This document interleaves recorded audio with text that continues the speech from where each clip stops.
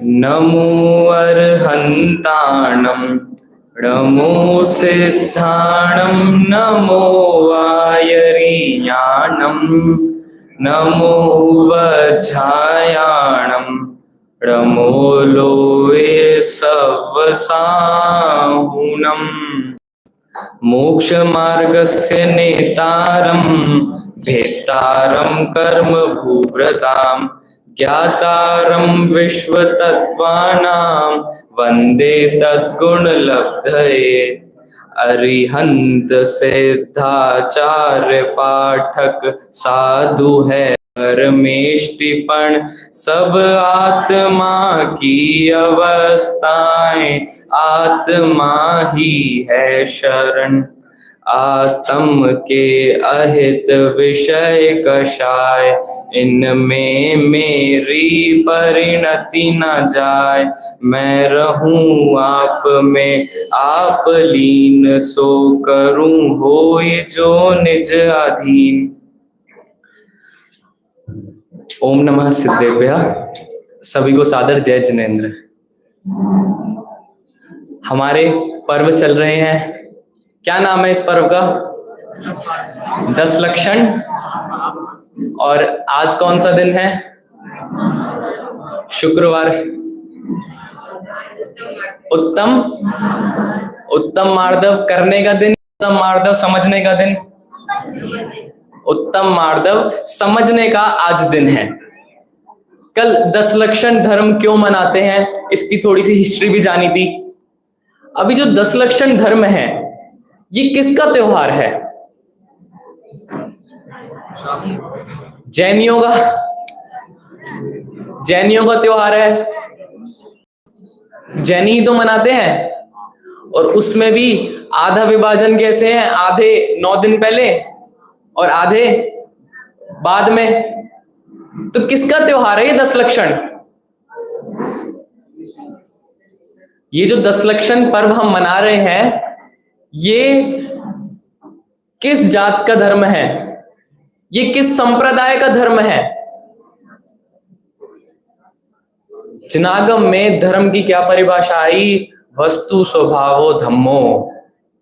वस्तु का स्वभाव ही धर्म है। और इसी धर्म के हम कितने लक्षण देखने वाले हैं? 10 लक्षण। तो जब वस्तु का स्वभाव धर्म है तो स्वभाव किसी जात का हो सकता है क्या? स्वभाव किसी संप्रदाय का अलग हो सकता है क्या? कि जैनियों की जो चीनी है उसका स्वभाव तो मीठा है, पर जो हिंदुओं की चीनी है उसको स्वभाव कड़वा है, ऐसा? या जैनी ज्यादा खास है तो इनके नीम भी मीठे होते हैं। जो वस्तु का स्वभाव है वह सबके लिए है। और ये जो 10 लक्षण धर्म है ना ये स्वभाव को जानने के धर्म है। तो बताओ स्वभाव कौन जाने? सिर्फ जैनी या सब? सारे मनुष्य? एक बार सब बोल दीजिए। सिर्फ जैनी या सभी मनुष्य? सभी मनुष्य।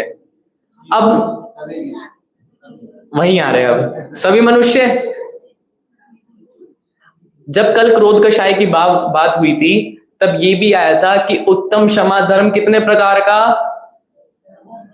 कौन कौन सा? अनंतानुबंधी के अभाव रूप।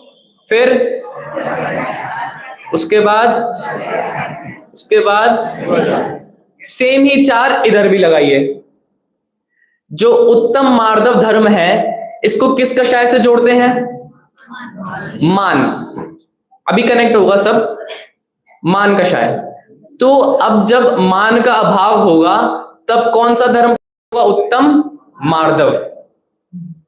देखिए अनंतानुबंधी मान गया, फिर कौन सा जाएगा?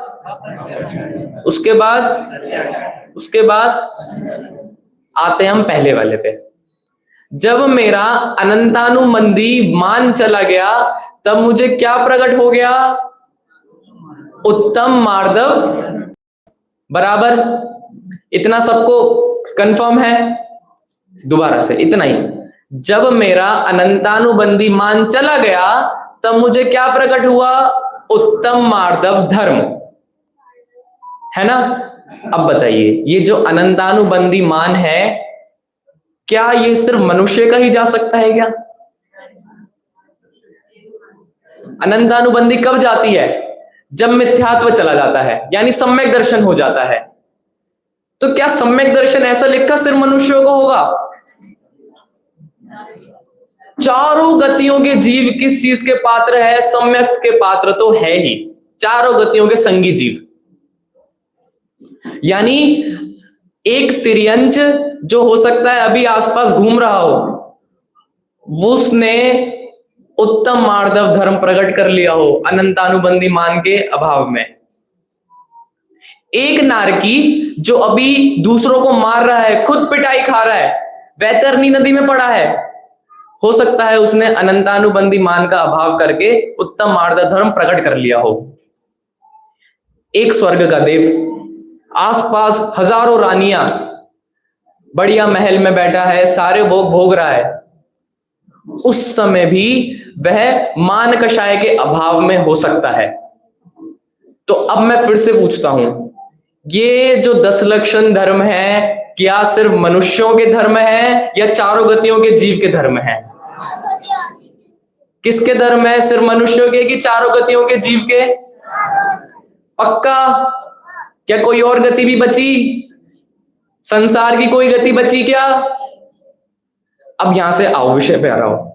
जब कोई गति में भेदभाव नहीं किया, किसी गति को छोटा नहीं समझा, किसी गति को बड़ा नहीं समझा, तो मान पैदा कैसे हुआ? कितना शानदार धर्म है। अभी आप जगत में जाओ, सारी लड़ाई, सारा आतंक किस लिए मचा है? सबको क्या चाहिए? Right to equality. अच्छा, क्या बोल गए? सबको चाहिए एकपना, समानता। अब स्त्री वाले लड़ रहे हैं, हमें वैसे ही राइट्स चाहिए जैसे पुरुषों के पास है। उल्टा पुरुष वाले लड़ रहे हैं, हमें भी स्त्री वाले राइट्स चाहिए। मेट्रो में हम खड़े होके जाते हैं, स्त्रियां बैठ के जाती है। स्त्रियों के लिए रिजर्वेशन है, पुरुषों के लिए नहीं है। दुनिया में हिंदू मुसलमान इत्यादि जात की, धर्म की, देश की जितनी लड़ाई हो रही है, वो किस कारण से हो रही है? मात्र और मात्र उन्हें क्या चाहिए? समानता। और कितना शानदार धर्म हमें मिला जो चारों गतियों के जीव को कैसा कह रहा है? ये चारों के चारों समान है। गर्व होना चाहिए, ऐसे धर्म में हम पैदा हुए, ऐसे धर्म के हम अनुयायी हैं, ऐसे हमारे जिन देव है। अच्छा, समव शरण में क्या कुछ ऐसा नियम है क्या कि देवगण आगे बैठेंगे, देवों के पीछे मनुष्य और उसके पीछे तिर्यंच, और जो गंदे वाले तिर्यंच होंगे वो और पीछे, जो अभी अभी कूड़ा वगैरह खा के आए होंगे, कीचड़ से निकल के आए होंगे, वो और बाहर, वो जहां मनुष्यों ने चप्पलें उतारी है ना, वो वहां बैठेंगे। जब वहां पर ही भेदभाव नहीं था, जब वहां पर ही छोटा बड़ा नहीं था, तो ये तो हमने अपनी मानव कल्पना करके छोटे बड़े की बाउंड्री बना दी है। अच्छा, और बात करते हैं।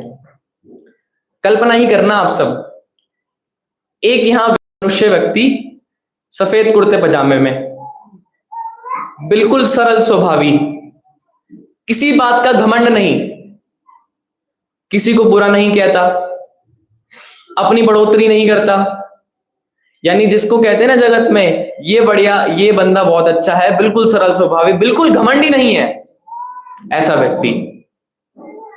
परंतु अभी चारों कषाय विद्यमान है।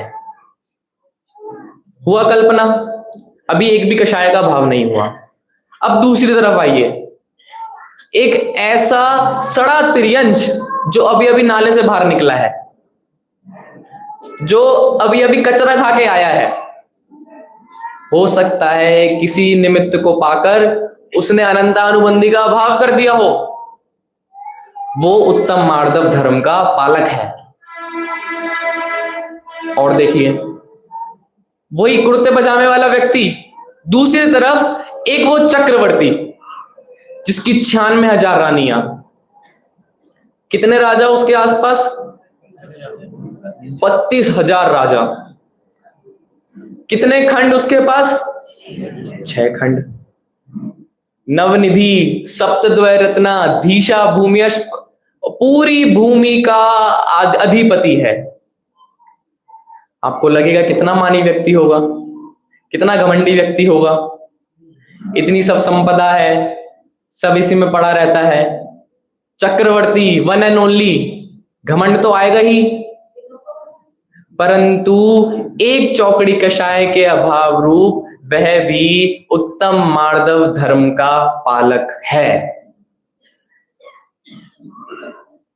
स्वर्ग में चलते हैं, स्वर्ग में भी देवों के आसपास रानियां, बड़े बड़े महल, खुद का एरोप्लेन, जम्बूद्वीप में जाके 10 लक्षण कर रहा है वो, जहां जाना चाहे वहां जा सकता है, सब कुछ, सारी रिद्धियां उसको प्राप्त है। अब ऐसे में घमंड तो आ ही जाना चाहिए थोड़ा सा, परंतु हो सकता है अनंतानुबंधी के अभाव रूप वह भी उत्तम मार्दव धर्म का पालक हो। इतनी बात से आप ये समझिए कि वस्तुओं से छोटे बड़े की कल्पना नहीं है। बाहर के आडंबरों से, बाहर की चीजों को प्राप्त करके छोटे बड़े की भावना, मान, ऊंचापन ये नहीं है। तो ये मान किस में है? हमारी मान्यता में है। अब ये मान्यता को ही सुधारना है, क्योंकि हमारी समस्या क्या है, हम लोग क्रोध को तो बुरा जान लेते हैं कि क्रोध नहीं करना चाहिए, परंतु मान को मना नहीं करते। हमने नए नए शब्द अपने आप इन्वेंट किए हैं, मैं बताता हूं। सम्मान, स्वाभिमान, सेल्फ रिस्पेक्ट, इतनी तो रखनी चाहिए, सेल्फ रिस्पेक्ट हो, आत्मसम्मान हो। तुम्हारी कोई सेल्फ रिस्पेक्ट नहीं है, तुम बार बार मेरे पास चले आ जाते हो। मान से बचने के लिए, मान को धोखा देने के लिए हमने बस उसका शब्दार्थ बदल दिया, शब्द चेंज कर दिया, परंतु मान अभी भी विद्यमान है। मान विद्यमान क्यों है? ये मान विद्यमान क्योंकि इसको हमने गलत नहीं समझा। अब इसके भी कारण है क्यों गलत नहीं समझा। कितना बढ़िया लगता है जब कोई हमारी प्रशंसा कर दे। प्रशंसा एक होती है कि मेरे सामने प्रशंसा कर रहा है अकेले में, फिर अब इतनी सभा बैठी है, भैया कोई आके आपको बोल दे कितने अच्छे हैं, सुबह से अभी रात तक के सारे कार्यक्रम में टाइम से आते हैं, सभी कुछ बहुत ध्यान से सुनते हैं, गुरुदेव के प्रवचन में एक बार नाम आ जाए। अभी कई लोग मिलते हैं जो ऐसे कहते हैं वो मेरे फूफा जी का नाम था, वो मेरे चाचा का नाम था, वो मेरे दादाजी का नाम था। उनका नहीं, पर उन्हीं के नाम से चलता हुआ कितना अच्छा लगता है, अपने आप को कितना गौरवान्वित महसूस करते हैं, हमें ही नहीं पता। क्या है ये? मान। यदि कोई क्रोधी व्यक्ति है ना, तो वो लोगों को अपने से दूर रखता है, मुझसे दूर रहो, मुझे बहुत गुस्सा आता है। पर जो मानी व्यक्ति है,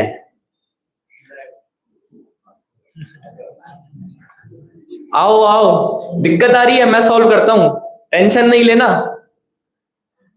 मानी को भीड़ पसंद है और क्रोधी को अकेला रहना पसंद है। मानी जगत में खुश रहता है, ऐसा लोगों को लगता है, पर वास्तव में उसका अंतरंग उतना ही क्लेशित है।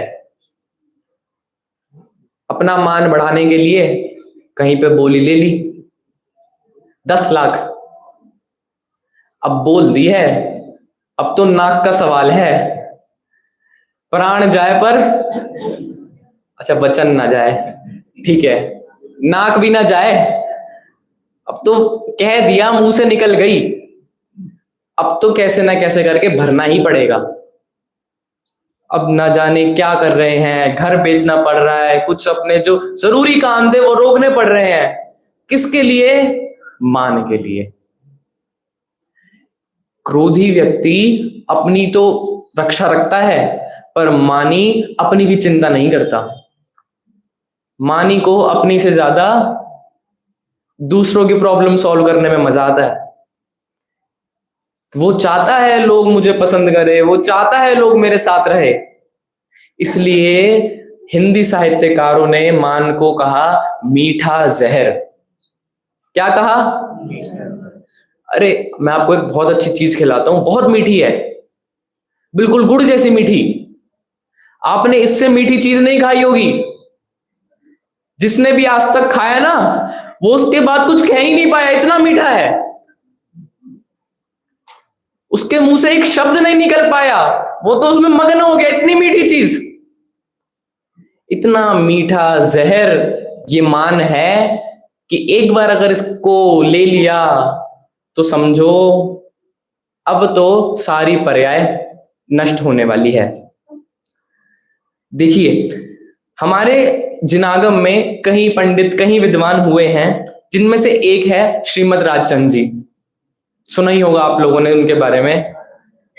उनकी एक बहुत सुंदर पंक्ति है, यदि मनुष्य गति से मान चला जाए तो मनुष्य गति में ही मोक्ष हो जाए, यही मोक्ष समान हो जाए। ना जाने मान के चलते, अपनी बढ़ोतरी के चलते कैसी कैसी चीजें करने लगता है। और सबसे खतरनाक है, मान के चलते धर्म अपना लेते हैं। यदि आपको याद हो तो पहले दिन इसकी बहुत विस्तार से बात की थी। का धारण करना, भक्ति करना, पूजा करना, विधान करना किस लिए हो रहा है? समाज में मेरी महंतपना सिद्ध हो जाए, समाज में मेरी प्रशंसा हो जाए, समाज में मेरी बढ़ोतरी हो जाए। आज गुरुदेव श्री के भी हमने प्रवचन सुने, उनके आधार से भी बात करेंगे। अभी मैं आपके लिए दूसरे वाला हाँ, तब तक सुनिए आप लोग। मान घटाने का मैं आपके पास एक सॉल्यूशन लेकर आया हूं। क्या सॉल्यूशन है मान घटाने का? सुनना सभी। यदि आपको मान घटाना है तो सबको कैसा समझिए? समान समझिए, नहीं, सब समान है। अभी जो मैं अपेक्षा आपको बता रहा हूं वो सुनना। हम सभी का भूतकाल समान है। जितना अनादि से टाइम चलता है ना, हम सबका समान है। मैं ऐसे ही नहीं कह रहा हूं ये बात। देखना, ये नयन सुखदास जी, जिनकी हम बाद में अब चर्चा करेंगे भाई साहब के द्वारा। अब उन्होंने कल नयन सुखदास जी का नाम ले लिया, अब मुझसे रहा नहीं गया उनकी 12 भावना पढ़े बिना। बहुत शानदार 12 भावना है। उन्हीं की 12 भावना का ये मैं पंक्ति आपके पास सामने लाया हूं। देखना, बहुत सुंदर इसमें बताया है कि हम सबका भूतकाल समान है। देखिए, आपके सामने आ गया, सब साथ में पढ़ेंगे इसको। नीचे कीजिए थोड़ा।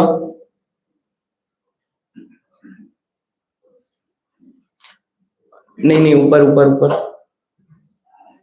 मैं उगली वहां से स्टार्ट करना है। अच्छा, यहां से देखिए। मैं उगली नित्य निगोद, उदय उपयोग, स्वबल के योग, उछल जग आया।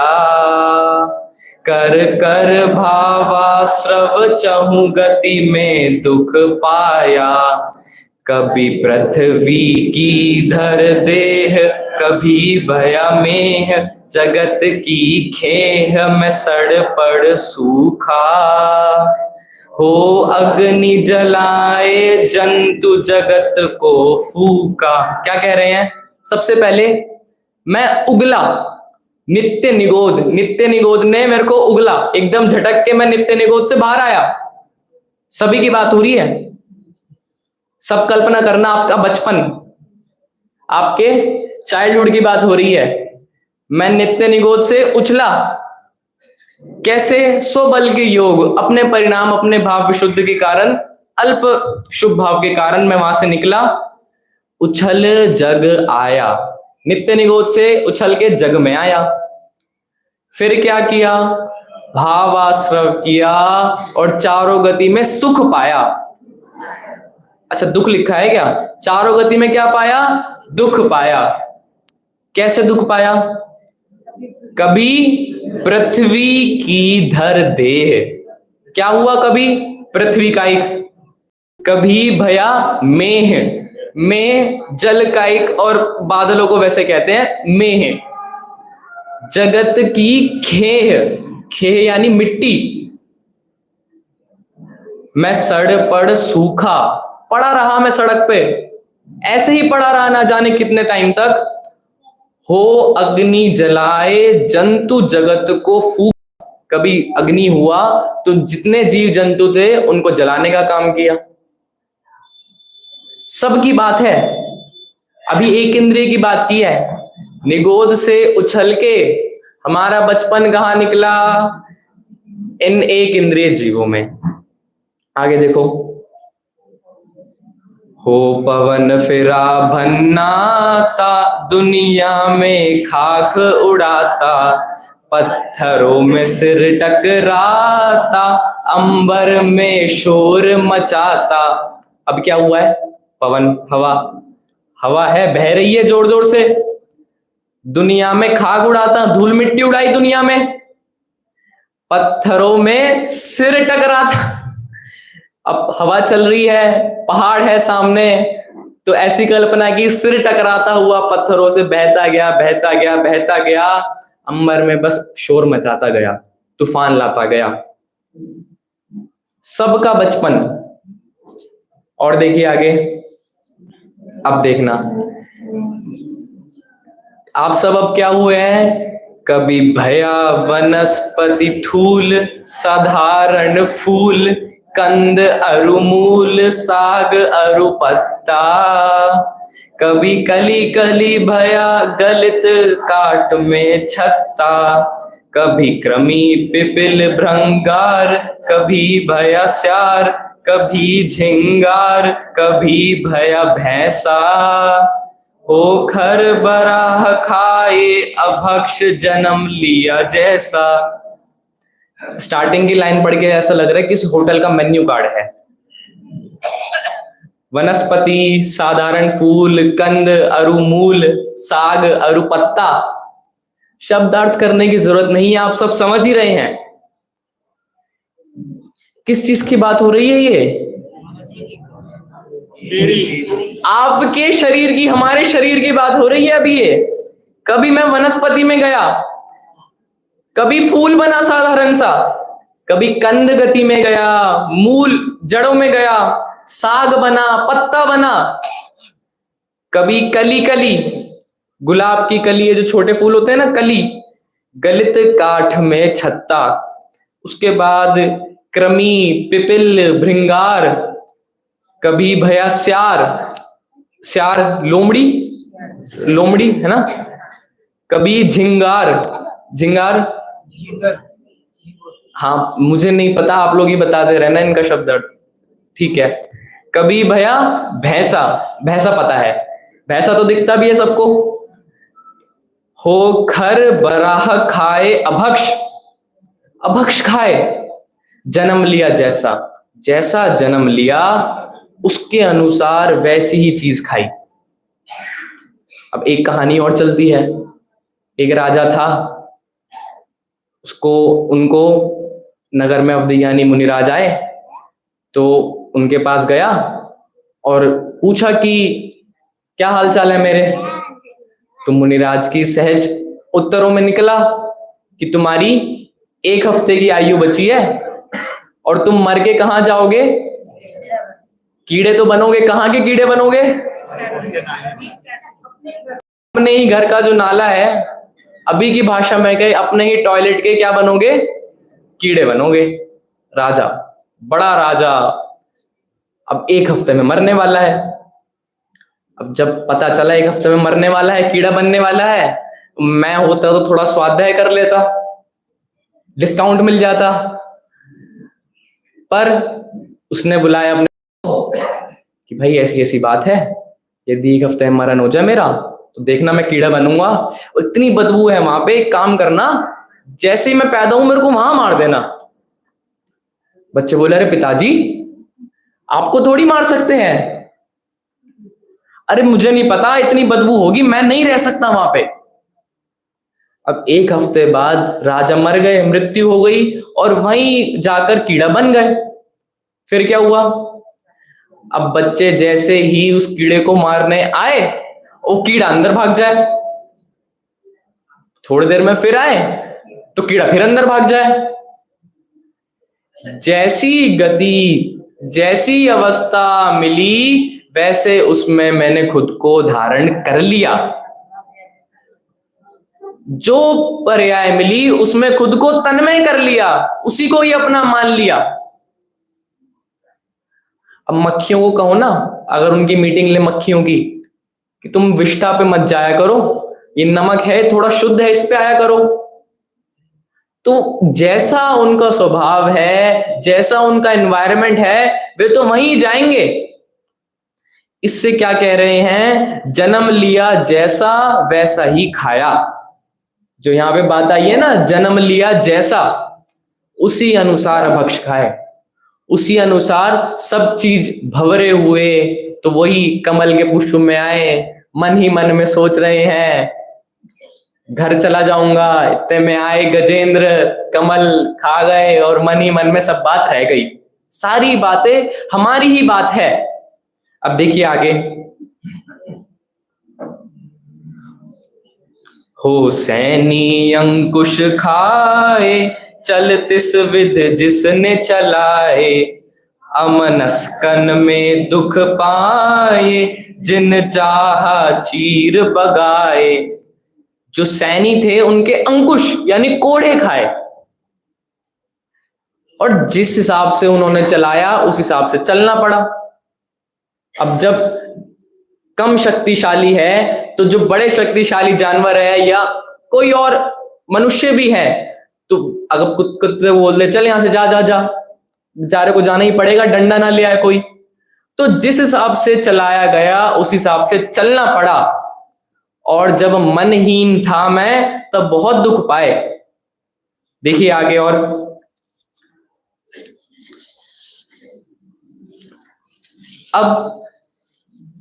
अब थोड़ा तिर्यंच गति को खत्म करके आगे आया है।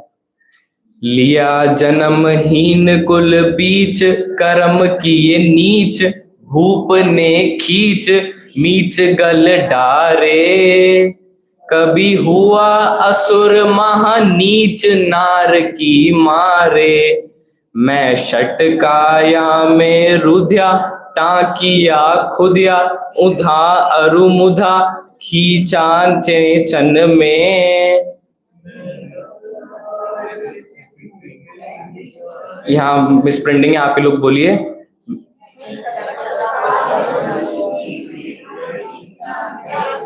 हाँ, अब क्या हुआ है? अभी तो तिर्यंच में था, अब तिर्यंच के बाद वो कहाँ गया? अब हीन कर्म किए थे, तो हीन कर्म होने के कारण हीन गति में गया। कौन सी गति में गया है अभी? नरक गति में। असुर महानीच, असुर का काम क्या होता है? एक दूसरे को भिड़ाना। जब ऐसा काम किए तो नरक में भी दुख पाया। और इससे पहले जब गलत कर्म किए थे तो भूप ने खींच, यानी राजा ने घर से उठा लिया, सड़क पे खींचा, नीचे गल डारे यानी जेल में डाल दिया। इस प्रकार से यहां पूरा वर्णन है। षटकाय जीव में मैं रहा। तो जितनी भी ये 3 पंक्ति अंत में आई है ना, इसमें समझ लीजिए बहुत वेदना बताई है, जो कोटि जीव से भी नहीं कह सकते। ये कोटि जीव की बात सिर्फ नारकियों के लिए नहीं है, सभी गतियों में है। इतने दुख पाए। अभी बचपन ही चल रहा है। किसका बचपन हो रहा है ये? किसी एक जने का क्या? सभी का। अब देखो, मैं अचल अनंत चलाए, जल थल वन घन प्रचलाए, अरु वैतरनी में नहाए, मल मूत्र में गोथे खाए। फिर से गतियों की अवस्था बता दी। अब स्विमिंग पूल कौन सा है? वैतरनी नदी का। और कौन सा है? मल मूत्र में गोते खाए। यानी ये गति भी नहीं बची जहां मैंने जन्म नहीं लिया। सभी का पास्ट टेंस, सभी का भूतकाल, सभी का बचपन। और देखिए आगे, अब देखना। मुझे दिया किसी ने झोंक, किसी ने धोंक, किसी ने झोंक भाड़ में ठेला। मुझे चीर विधार सुधार तला अरुपेला। कस के संग कस में घसा, पंथ में पिसा, मधु में फसा, लदा फिर वन में। हित अनहित देव धर्म न पिछाने मन में। अब ये फिर से वही रेसिपी बता रहे हैं। पहले छौंक दो, फिर झोंक दो, फिर धोंक दो। ये सब हमारे साथ हुआ। यदि कोई ऐसा जीव हुआ, किसी ऐसी अवस्था में गया जिसको भक्ष्य के रूप में जगत में खाया जाता है, जगत की बात, वहां उसको खाया जाता है। और हो सकता है क्या है ही, मैं उस गति में भी गया तो वहां पर मेरे साथ क्या हुआ? मैं किसी का डिनर बन गया। किसी ने मुझ पर छौंक लगा दिया, किसी ने झोंक दिया, भाड़ में ठेला, मुझे चीरा, विदार यानी शरीर के अंग अलग कर दिए। सुधार तला अरुपेला। ये सारी जितनी बातें हैं, ये आप समझिए कितनी कष्टदायी हो सकती है। हम तो अपनी एक छोटी उंगली के छोटे कण के साथ भी बर्दाश्त नहीं कर सकते। कभी कभी छौंक देते हुए एक वो उछल के आ जाता है ना गलती से, तो वो एक उछल के आया और यहां गिरा। अब महिलाओं को तो फिर भी थोड़ी एक आध की तो आदत हो जाती है। एक आध बार मम्मी ने कहा कि ये कटोरी में है कुछ और वो डाल देना कुकर। मुझे लगा ठीक है, क्या होगा, ज्यादा से ज्यादा क्या ही हो सकता है। अब ऐसी उंगली से पकड़ा मैंने और ऐसे ही डाल दिया। और उस समय वो 4-5 छींटे उछल के आए, तब नरक का साक्षात वेदन हो गया मुझे। उस समय पता चल गया कि कितनी वेदना एक मनुष्य, एक जीव को हो सकती है जब उसे कढ़ाई में पेला जा सकता है। उसकी कल्पना भी कैसे ही कर सकते हैं। और देखो, अब यहां पे अंतिम पंक्ति जो है, हित अनहित देव धर्म ना पिछाने मन में। जो आज दोपहर वाले प्रवचन में होंगे उन्हें तो ये पंक्ति अभी साक्षात्कार हो जाएगी। हित अहित हे उपादे। दोबारा, हित अहित हे उपादे। हे उपादे की पहचान कहां होती है? शास्त्राभ्यास से। और अभी तक शास्त्राभ्यास नहीं किया था तो देव धर्म पिछाना ही नहीं। अब देखिए आगे, जब देव धर्म नहीं पहचाना तो क्या हुआ? अब बड़ी मुश्किल से निकलकर कैसे न तैसे करके मनुष्य गति में आ गया। मनुष्य में आया तो कैसा हुआ? भया अंध पंगु अरुलुंजा, भया गुंज बधिर अरुखंजा, भया नारी नपुंसक वंजा। मनुष्य हुआ, कभी आंख नहीं थी, कभी कान नहीं थे, कभी बोल नहीं सकता था, कभी बाल नहीं थे, कभी हाथ नहीं थे, कभी पैर नहीं थे, कभी स्त्री हुआ, कभी नपुंसक हुआ, कभी पुरुष हुआ। और कभी अगर सब चीज बाहर से अंग सही थे तो हो सकता है अंतरंग में कोई प्रॉब्लम हो। शरीर की सारी प्रतिकूलता यहां बता दी। ये भी मेरा भूतकाल ही है, किसी और की बात नहीं हो रही। आप ही के, हमारे सबके किसकी बात हो रही है? भूतकाल की बात हो रही है। अब अंतिम जो इसका पैराग्राफ है वो एक बार और देख लेते हैं। मैं पर संपत्ति लख झुरा, कुगति में परा, इता कुछ रुला न ठीक ठिकाना, धारी अनंत पर्याय भरे दुख नाना, दिख दिख संसार असार, जहां गति चार, अनंते बार पड़ा दुख भरना, अब लिया सिद्ध परमेष्टि तुम्हारा शरणा। इसमें क्या बताया ऊपर कि प्रत्येक पर्याय, जितनी दुखी पर्याय हो सकती थी, सब में बिना चीटिंग के मैं गया हूं, एक भी स्किप नहीं करी, एक भी पर्याय। इतनी पर्याय को धारण किया जिसमें दुख ही दुख था, इतनी गतियों में गया जिसमें दुख ही दुख था। किसकी बात हो रही है ये? किसके? आपके, किसकी? हमारे, किसके? भूतकाल की। तो जब भूतकाल सबका समान है तो अभी इस गति में मान कैसे हो सकता है?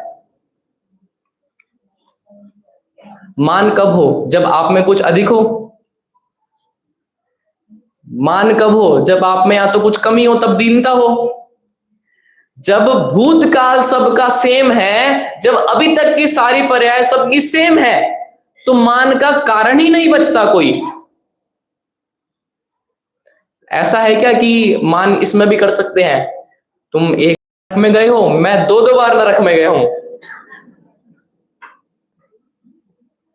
अरे तुम पहले ही नरक तक गए, मैं तो 7वें तक गया हूं। नहीं, अरे ये पर्याय भी, एक पर्याय भी जिसकी बात की, वो भी अनंतों बार धारण करी। यदि एक 7वें नरक को भी ले, किसी भी चीज, स्वर्ग को भी ले, भेदभाव नहीं, स्वर्ग भी, तो वो पर्याय भी अनंत बार ही धारण करी है। तो अब मेरा प्रश्न है, मान हो किस कारण से? अभी जितना भी आपने सुना ना, एक बार 1 मिनट लीजिए, उसको प्रोसेस कीजिए थोड़ा सा। भूतकाल सेम, वर्तमान में भी ये पर्याय भी अनंत बार पहले धारण कर चुके, तो मान हो क्यों? मान का कारण क्यों हो?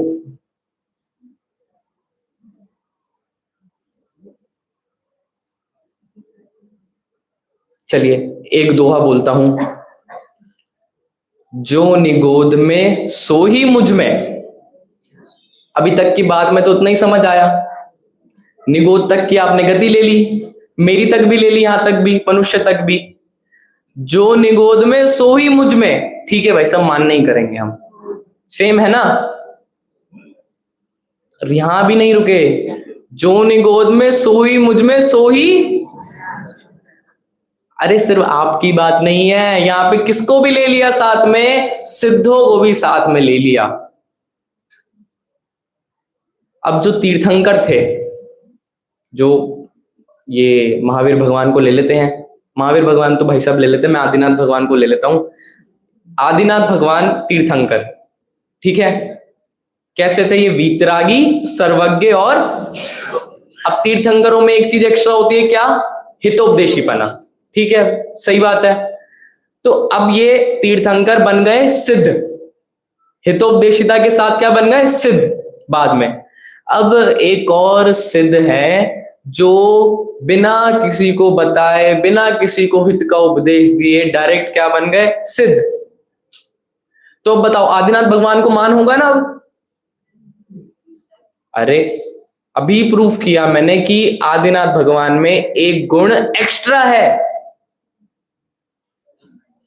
हितोपदेशिता, एक गुण उनमें एक्स्ट्रा है। तीर्थंकर है वो, तीर्थंकर।